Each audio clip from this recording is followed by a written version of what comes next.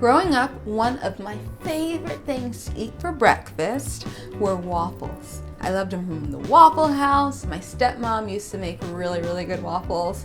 And now as a vegan, I have figured out how to make amazing waffles that are just as good as the ones that I used to eat as a child. So I'm gonna show you how to make those today. They're easy, they're super, super delicious.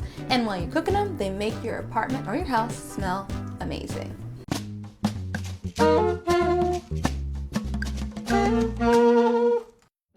So there are 3 things that I need to veganize in this waffle recipe. First of all, you've got the egg, you also have the buttermilk, and you have your butter. So for the egg, I always use flaxseed, ground flaxseed meal. When you add a little bit of water to it, it turns into a gelatinous sort of putty that is reminiscent of an egg, and it will work just like an egg works, just as well in these waffles. So I did 1 tablespoon of flaxseed, ground up, to 2 tablespoons of water. Add that to the bowl, stir it up, and after a few minutes, it's gonna get nice and gelatinous, just like we want it. That's gonna be our vegan egg. The second thing we need to veganize is our buttermilk. So what I like to use for that is non-dairy milk. Today I'm using soy milk, just plain, nothing added to it, soy milk. And here's the secret ingredient, apple cider vinegar. So when you add apple cider vinegar or even white vinegar to any sort of non-dairy milk, it helps to curdle it a little bit so it's reminiscent of buttermilk. So I'm just gonna add a teaspoon of my apple cider vinegar to 1.5 cups of my soy milk. Pour that into your bowl with the flax egg, give it a stir, and then you can add the last of your wet ingredients, the butter. Now, as you know, I'm not using dairy butter. I'm actually gonna use a vegan butter from a brand called Earth Balance. Now this comes solid just like dairy butter, looks the same. So I melted it over just a little double boiler because I don't use my microwave. So it's nice and melty, and this will work just like dairy butter. You pour that right into your milk as well. And the last little liquid ingredient I'm gonna add is 2 teaspoons of vanilla extract. So now that that's all in there, I'm gonna just set it aside and move on to my dry ingredients.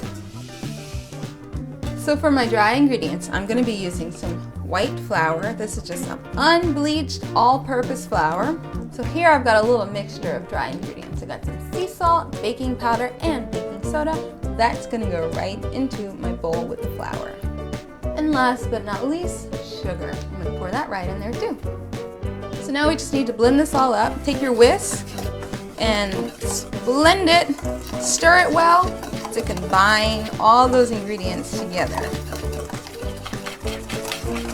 So here's a little tip about vegan baking. When you use baking soda and or baking powder in your dry ingredients, and you use vinegar, apple cider or white vinegar in your wet ingredients, when you combine those two before you stick it in the oven or turn into waffles, they start to react with each other, and that helps for your baked good, whatever it might be, to rise and to get more fluffy and light and all the things you want in like a nice pastry. Adding my wet ingredients to my dry.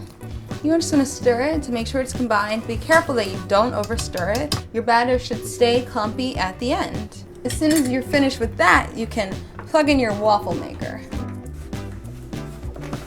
So now that my waffle maker is nice and hot, wow, we're going to take some butter and make sure to coat both sides down here as well so it does not stick. And now we can ladle some of that batter right into the center. And then once you got it in there, just, close the top.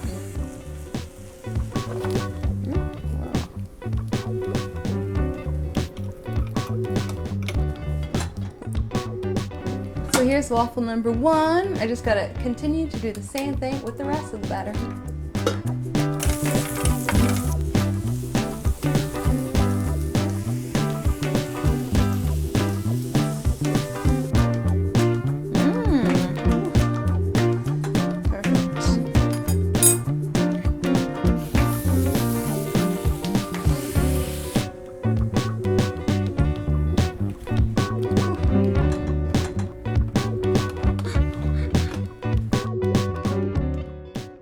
So that's how you make waffles. And now that I have a whole entire stack that I just want to eat really fast, I'm gonna plate them first though. So let's take one. Obviously you can just throw the waffle on the plate and like finish it with maple syrup and all that. But I always like to cut my waffle in half or in quarters. And then I like to put it on my plate. Add a little bit of banana. Oh, I toasted these pecans a little earlier, and you can just sprinkle those right over your waffles. And of course, we cannot forget maple syrup. Now, isn't that a beautiful, beautiful plate of waffles? Oh my God, I cannot wait to devour these like right now. So I'm gonna go eat these, and next time, I promise, I'll invite you over for breakfast too.